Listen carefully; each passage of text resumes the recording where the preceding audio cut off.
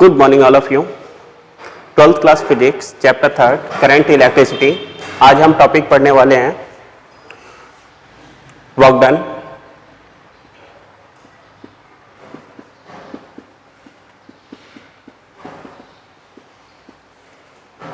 Work done due to electricity. तो यहां पर देखिए वर्क डन का मतलब क्या होता है। Electric work done, electric work done किस टाइप से किया जाता है। इलेक्ट्रिक वर्क डन का मतलब होता है voltage into current into time. हम इलेक्ट्रिसिटी को यूज करके किसी भी मशीन से वर्क करवाते हैं तो वो किसकी वजह से पॉसिबल होता है, इलेक्ट्रिक वर्क डन की वजह से पॉसिबल होता है। वो कैसे होगा, हम वोल्टेज, करंट और टाइम ये सारी चीज़ों को मल्टीप्लाई करके क्या फाइंड आउट कर सकते हैं, electric work done find out कर सकते हैं। तो इसे कैसे लिखा जाता है, इलेक्ट्रिक वर्क डन को W सिंबल से इंडिकेट किया जाएगा, वोल्टेज को या पोटेंशियल डिफरेंस को V से इंडिकेट किया जाएगा, करंट को I से इंडिकेट किया जाएगा और टाइम को T से इंडिकेट किया जाएगा। Next point, SI unit of work done. Work done की SI यूनिट क्या होती है, वर्क डन की SI यूनिट होती है जूल। सिंबल क्या होता है, कैपिटल J। ये क्या होता है, स्केलर क्वांटिटी होती है। इसके बाद work done is scalar quantity. Work done क्या होता है, स्केलर क्वांटिटी होती है। नेक्स्ट पॉइंट आता है electric power. Electric power symbol होता है इसका कैपिटल P। होता क्या है, रेट ऑफ डूइंग वर्क। जिस रेट से वर्क किया जा रहा है उसे क्या कहते हैं, इलेक्ट्रिक पावर कहते हैं। Rate of doing work, rate of doing work. जिस रेट से कोई वर्क किया जाता है उसे क्या कहते हैं, इलेक्ट्रिक पावर कहते हैं। पावर का फॉर्मूला क्या हो गया, पावर होता है वर्क डन अपॉन टाइम। तो ये कितना हो जाएगा, वर्क डन का W सिंबल होता है, टाइम का T होता है। तो ये बताइए W हमने क्या लिखा था, पहला तो फॉर्मूला हम ऐसे ही लिख देते हैं, P का फॉर्मूला क्या आ गया, W/T। एक तो फॉर्मूला ये हो गया। अब ये बताइए W को हमने क्या लिखा था, VIT अपॉन T। T से T कैंसिल। तो बताइए पावर का दूसरा फार्मूला क्या आ गया, VI। तो पावर के दो फार्मूले तो ये हो गए। अब देखिए पावर हमने क्या फाइंड आउट किया है, VI। ये बताइए ओम्स लॉ क्या होता है, ओम्स लॉ होता है V = IR। अब इसमें क्या करना है हमें, V की वैल्यू पुट कीजिए। तो पावर कितना हो जाएगा, V की जगह पर हमने क्या रख दिया, IR इंटू I। तो ये कितना हो जाएगा, P = I²R। पावर का एक फॉर्मूला ये भी होता है। इस वाले फॉर्मूले में I की वैल्यू पुट कीजिए ओम्स लॉ से, तो कितना हो जाएगा, V/R। तो पावर कितना हो गया, V²/R। तो पावर का एक फार्मूला ये भी होता है। तो टोटल पावर के कितने फार्मूले हो गए, पावर के फार्मूले हो गए W/T, VI, I²R और V²/R। इसके बाद ये बताइए SI unit of power. Power की SI यूनिट क्या होती है, पावर की SI यूनिट होती है वाट। पावर की SI यूनिट क्या होती है, वाट। सिंबल क्या होता है, W। W से इसे इंडिकेट किया जाता है। इसके बाद बताइए पावर का फॉर्मूला हमने लिखा था W/T। पावर का फॉर्मूला था W/T। पावर की यूनिट क्या बताई गई है, वाट। वर्क की क्या बताई गई है, जूल, टाइम की सेकेंड। तो 1 जूल किसके बराबर हो गया? वाट और सेकेंड का मल्टीप्लाई, वाट सेकेंड इसके बराबर होता है। तो 1 जूल को हम क्या लिख सकते हैं? वाट सेकेंड भी लिखा जा सकता है। अच्छा, छोटे मोटे 2-3 पॉइंट और हैं, वो देख लीजिए। 1 किलो वाट का मतलब क्या होता है? 10 की पावर 3 वाट। इसके बाद 1 मेगावाट का मतलब क्या होता है? इसका मतलब होता है 10 की पावर 3 किलोवाट या 10 की पावर 6 वाट। इसे इस टाइप से लिखा जा सकता है। एक पॉइंट और, 1 हॉर्स पावर। 1 हॉर्स पावर क्या होता है? 1 हॉर्स पावर होता है 746 वाट। 1 हॉर्स पावर क्या होता है? 746 वाट होता है। तो इसके बारे में पूछा जाता है, ये सारे पॉइंट्स आपको पता होने चाहिए। ठीक है, अब आगे देखिए। Next point, electrical energy.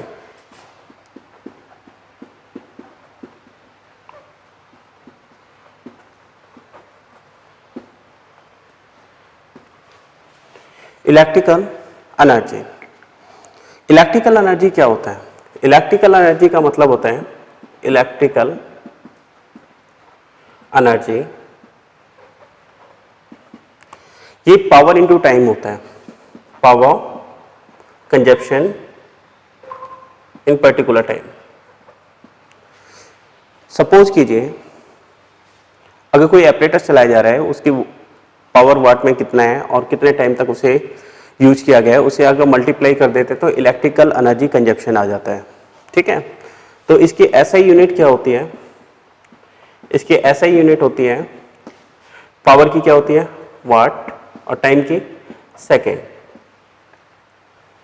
SI unit होती है वाट सेकेंड, लेकिन कॉमर्शियल यूनिट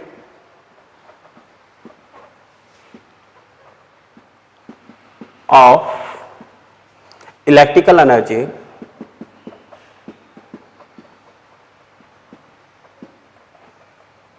इलेक्ट्रिकल एनर्जी की कॉमर्शियल यूनिट क्या होती है? कॉमर्शियल यूनिट होती है इसकी 1 किलोवाट आवर। क्या लिखा जाता है इसे? 1 किलोवाट आवर। सिंबल क्या होता है इसका? 1 kWh। इसे इस टाइप से इंडिकेट किया जाता है। तो यहां पर देखिए 1 किलोवाट आवर, इसका मतलब क्या है? इलेक्ट्रिकल एनर्जी की यूनिट इस 1 किलोवाट आवर है, तो इसे ऐसे भी तो लिख सकते हैं, 1 किलोवाट को अगर 1 आवर तक यूज किया जाता है तो जो इलेक्ट्रिकल एनर्जी कंजप्शन होगा वो कितना होगा? 1 किलोवाट आवर होगा। तो इसका मतलब क्या हुआ? इसे हम लिख सकते हैं 1 kilowatt hour equal to, 1 kilowatt में कितने वाट होते हैं? 1000 वाट इंटू 1 घंटे में कितने सेकेंड होते हैं? 3600 सेकेंड। तो ये कितना हो गया?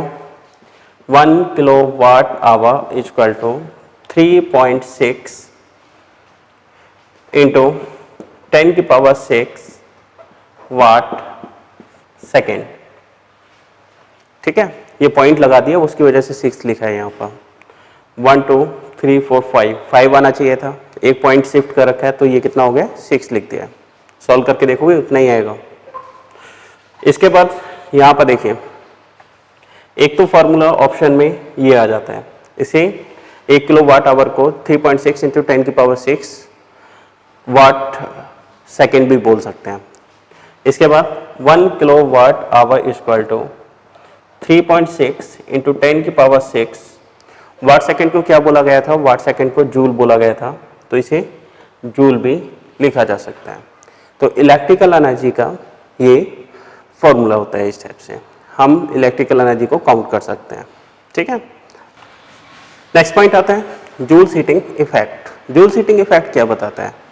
अगर हमारे पास कोई वायर है, इसमें से अगर करंट पास किया जाता है तो इसके अंदर एक हीट प्रोड्यूस हो जाती है।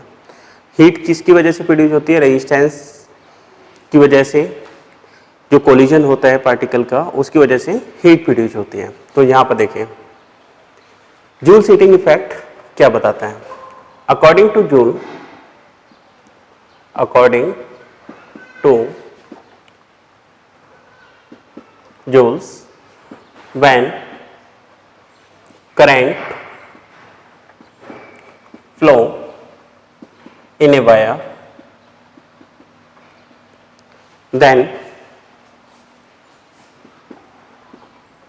heat is produced in wire. तो उस वायर के अंदर क्या होता है? हीट प्रोड्यूस हो जाती है. Next point, the amount of heat the amount of heat produced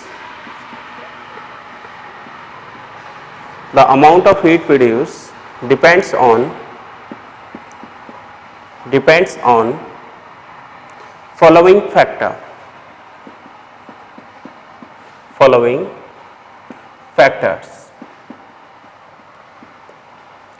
वो फैक्टर्स कौन कौन से हैं? पहला point, the amount of heat produce, the amount of heat produce is directly proportional to the square of the current flow in wire. इसका मतलब क्या हुआ? जितना ज़्यादा वायर में से करंट फ्लो करेगा उतना ज़्यादा उसमें हीट डेवलप होगी. अगर हीट को हम Q से इंडिकेट कर रहे हैं तो Q डायरेक्टली प्रोपोर्शनल हो गया स्क्वायर ऑफ द करंट के. ठीक है, ये हो गया इक्वेशन नंबर फर्स्ट. तो इसका मतलब क्या हुआ? जितना ज़्यादा वायर में करंट फ्लो करेगा उतना ज़्यादा हीट प्रोड्यूस होगा. दूसरा point, the amount of heat produce is directly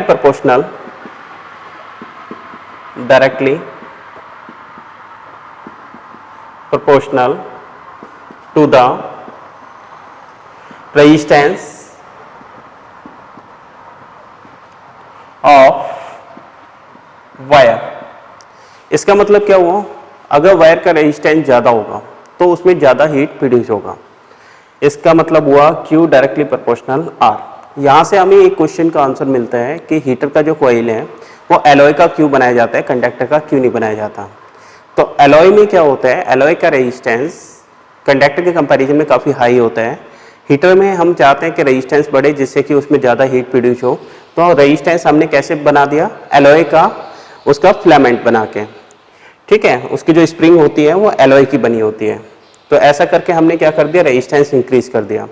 resistance increase कर दिया तो उससे क्या होगा? हीट ज़्यादा प्रोड्यूस होगी. इसके बाद देखिए, ये हो गया इक्वेशन नंबर सेकेंड. इसके बाद आता है the amount of heat produce, the amount of heat produced